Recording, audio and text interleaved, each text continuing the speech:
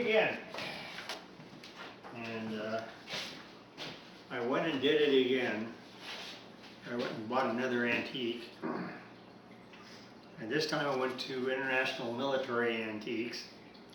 And I bought an original U.S. Civil War era British P1853 3-band Enfield style rifle. Now this one is totally untouched. It is part of the Nepalese cache that was in Katmandu in a warehouse. And it basically was covered with yak grease and dirt in this warehouse. It was not a really nice, clean warehouse. So it's been sitting there for 150 years. So it's going to take a lot of cleaning. Some of the parts may be missing, or the wood might be cracked, or a lot of things could be wrong with it. So this is definitely going to be a project rifle I'm going to be working on when it gets here. And I just ordered it today, so it'll probably be another week or so before it shows up. Probably week after next, maybe, depending on how fast UPS is. But yeah, this was one of the rifles that was used in the Civil War. During the time, you figure the Confederacy couldn't really make enough weapons. The Union had no trouble. They had most of the main areas where they could build them.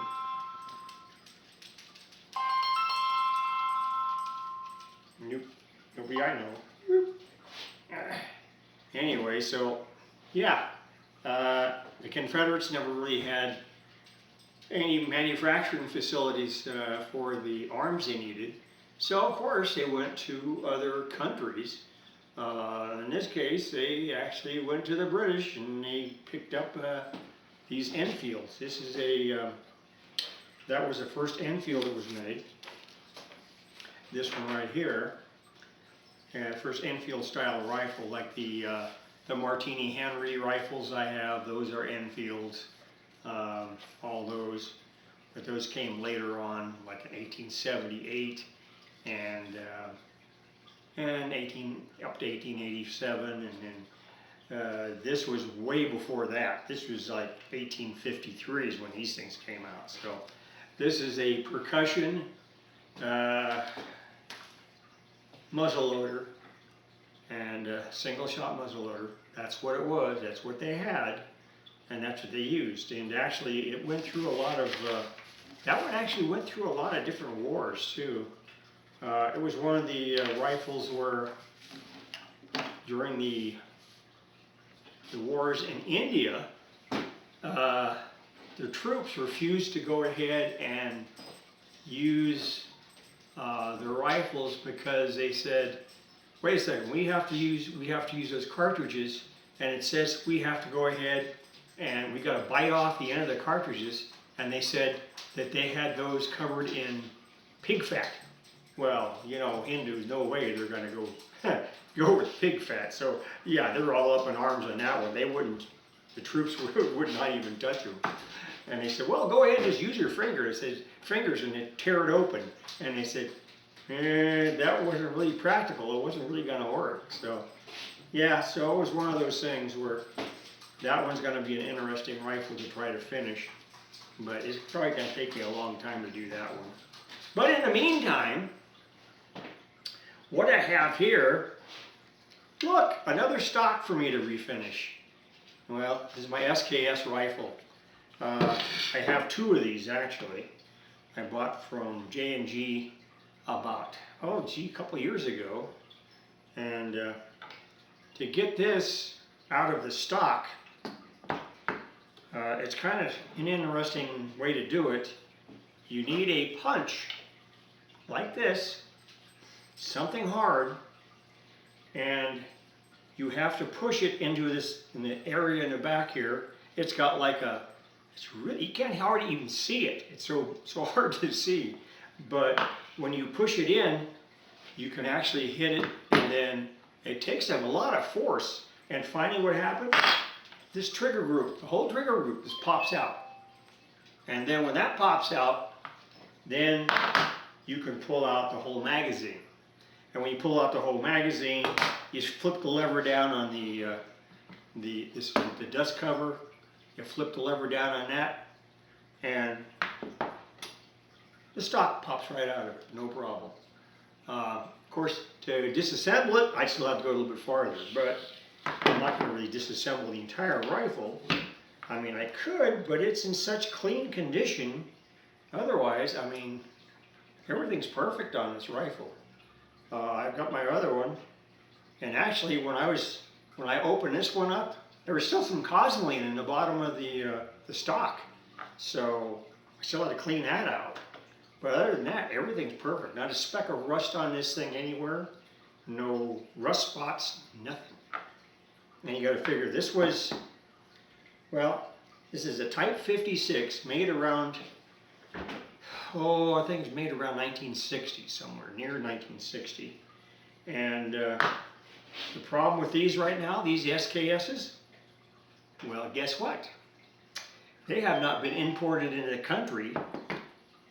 They are not on the approved list any longer, and haven't been imported since 1993. If you're lucky enough to find any more of these, buy them, because they're not going to come into the country anymore anyway. As it was, J&G just had this bunch left over, and I bought this for, in fact, I didn't buy just one of them, I bought two of them. They were $329 a piece. Good luck trying to find them for that now. But anyway, that's what I'm going to be doing. I'm going to refinish the stock. It is in, it's got so many dents and everything in it. I tried to finish it one time, but it's just terrible. I'm going to have to go ahead, I'm going to have to redo this entire stock. And what I'm going to have to do with it, I'm probably going to have to rub it down with acetone to get a lot of this junk off. And then when I do, I'm probably going to take a lot of sanding, I'll tell you. But anyway, so I'm going to do that, and not right now. It's going to take me a while, and it's kind of cold in my garage yet, but I am going to take care of this. I may start sanding it here, I don't know. And it's got some nicks right here, but they kind of fool you too. You look at this right here, and you think, oh, wait a second, that's a screw. You unscrew it. No, you don't touch it. That's what holds the thing together inside. You don't go ahead and touch that. It's just that it just holds a metal bar that goes across to keep the shape of the stock. That's what that is. That's it. You don't go ahead and touch it or try to unscrew it. They have it. The Chinese were pretty smart about that. They went ahead, and it takes very few parts or any kind of tools to take this apart. It's real easy. It comes apart. You flip up a lever here, one there. You can pop the whole thing. You pop this out. This is a dust cover. You pull that off, and I mean, you actually pull a bolt out, but I mean, you pull that out of the way, and then the spring and everything drops out. You take the whole thing apart, no problem. Actually, the hardest thing on this one is to get that ramrod out. It is jammed in there. I mean, it's locked. It's locked here in the end. Actually, what it should be above that, but somehow it got locked inside there. So anyway, that's what I'm going to be doing until this other rifle shows up. And then also I have the Arc 5 is done with a little plug-in thing in the back. So I'm going to have to hook that up to an outside antenna to see if I can really get anything with it. And also the other one I got to work on is that capacitor tester I have back there.